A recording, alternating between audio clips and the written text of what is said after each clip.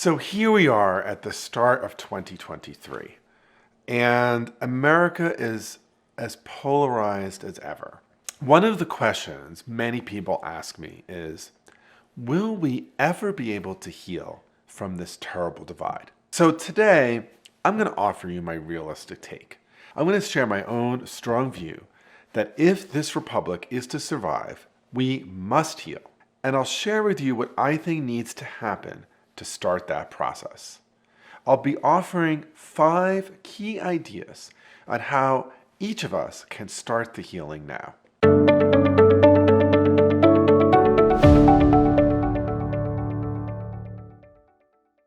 So first, let me say a little bit more about why I think the choice for this nation is stark. You know, at the time of the Civil War, President Abraham Lincoln said, "A house divided against itself cannot stand." And that aphorism is as true in 2023 as it was in the 19th century. So let me be clear about what I mean by that. It doesn't mean that we can't have people who have strongly held and different views. We can and we ought to have that in a country as large and diverse as the United States. But it is also the case that when you have levels of vitriol, low trust, and polarization at the levels that we are starting to see in this country, the sustainability of us as a United States of America simply isn't there. So it seems to me that there are only a few paths forward. One is that the polarization continues to grow, and that the kind of political violence that we have started to see pop up in the country, whether it is beer cans being thrown at a United States senator at a parade, or the January 6th violence, or other threats against political leaders, or their spouses, or their families, things that right now seem isolated, start to become more commonplace. And that actually accelerates more violence that leads to something that is ongoing civil violence, or even worse, a civil war. Now, some of you listening to this might think, oh my gosh, this guy is slightly crazy. And I want to be clear, I'm not saying we're going to move into a civil war, but here's something I do want to say. In the decade before the Civil War, it wasn't the case that most people were going around saying, coming up next, the Civil War. But it was a slow process of increasing polarization, vitriol, lack of civility, and inability to work with the other side. And once you're in a civil war, it only ends 2 ways, right? One way is that there's a victor and a loser. But really, there's 2 losers because the costs are so high. And the other way is that you actually have something called a mutual hurting stalemate. So what is a mutual hurting stalemate? It's a situation where neither side feels like they're going to win, and the pain point is so high that people come to the peace table. So that's path number 1. Path number 2 is that we move in the direction of healing. And what that would look like is needing to have a sustained and ongoing period of bridge building and perspective taking and listening.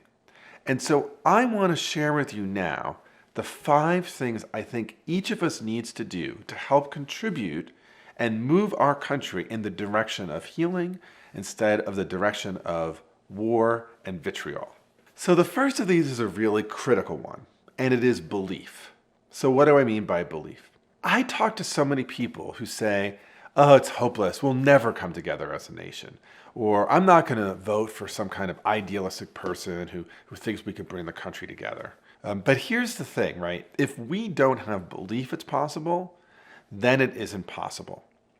If you look at why people act, whether it's why they go to church or synagogue, or whether it's why they work to get an education, or whether it's why they decide to not eat meat, or whether it's why they decide to buy an electric car, all of that is based on some belief that if they take an action, something else will follow. So if I buy an electric car, the environment will get better. If I don't eat meat, I will be more healthy. If I go to church, I will go to heaven. If we don't have belief, we don't act. So as Pollyannish as it might seem, we have to come together and believe that the actions each of us take can either contribute to healing or to vitriol. Second is improved listening. So listening is not in style these days. What is in style is advocacy, acting, and speaking. Those things all matter, but listening is really required for healing. Listening to those whose views are different from our own, whose life experience is different from our own, whose perception of reality and whose narrative and story is different from our own. And listening is different from agreeing, but what listening does is promotes understanding, it educates, it connects, it makes people feel seen and heard. Third, we need to improve our own capacity to manage our and others' strong emotions better. So, key to that is actually acknowledging how strong our emotions are around things that we actually all care about. The future of our country, the future of our planet, the future of our children, the future of this democracy. One of the things that's so striking to me when I talk to people who are Democrats and people who are Republicans, when I talk to people who are on the left and who are on the right, is that actually they all care deeply about the country and about democracy and about the future. But what happens is we have very different views about what that will look like. And because our care and concern is so deep, we become extremely emotional when we have views that feel threatening to us.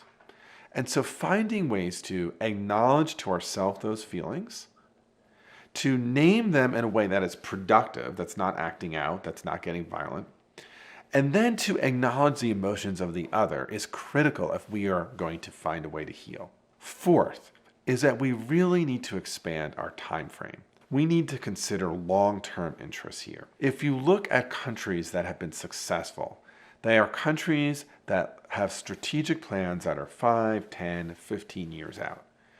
In any given moment, it can feel like an issue we're fighting over is existential. And in fact, the political parties talk about many of the issues as if they are existential in this moment, whether it's save America or democracy is on the line.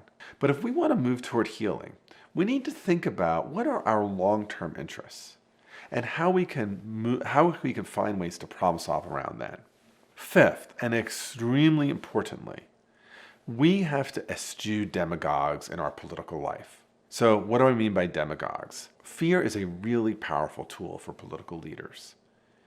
We know from research that if you can activate someone's sense of loss aversion, the idea that there's something that they have that is under threat, you can get loyalty from them. But leadership is not about enacting fear. Leadership is about enacting hope. And right now in our public life, there are demagogues who would use fear to divide us. And we need to come together and say no to these people. And instead, we need to find leaders who are willing and courageous enough to work with people across the aisle, who are firm in their beliefs and in their policy differences, for sure, but who also have the courage and the moral fortitude to work across lines of difference to do joint problem solving. And I would just say I see those people on both sides of the political aisle. I think about people like the current Secretary of Transportation, Pete Buttigieg, or former Wyoming Congresswoman Liz Cheney. Each of those people have very different ideas and policy preferences about what's needed for the future of our country, but they also have a way of actually listening, thinking about long-term interests, and who really believe that the good parts of this American Republic can actually come together and heal, and that we are not on a completely irretrievable path toward destruction. As someone who has worked across lines of difference in many, many contexts, so as many of you know, I do work with Seeds of Peace, working with Israelis and Palestinians, who actually their very existence is at stake around the issues. But I've also worked in the US context around differences in faith communities and differences in our civic life. I have seen so many examples of people who have been opened up because of their belief that the other side actually had something to offer, because of their belief in better listening, because of their own internal work to handle strong emotions, because of the ability to put long-term interests ahead of short-term ones, and the ability to identify and choose leaders who will find and call out the best parts of what it means to be human. So, if you're interested in learning more about the effects of political polarization on our governance and shared life together, watch this next video, which is how does political polarization lead to gridlock in Congress? Also, if you have reactions to this video, please put them in the comments. That's one of the ways I dialogue with my viewers. If you're new to the channel, please subscribe. Also, like this video and ring the bell so that you'll always get notifications when I have new content. Okay, you know you want to keep watching. Click, click, click.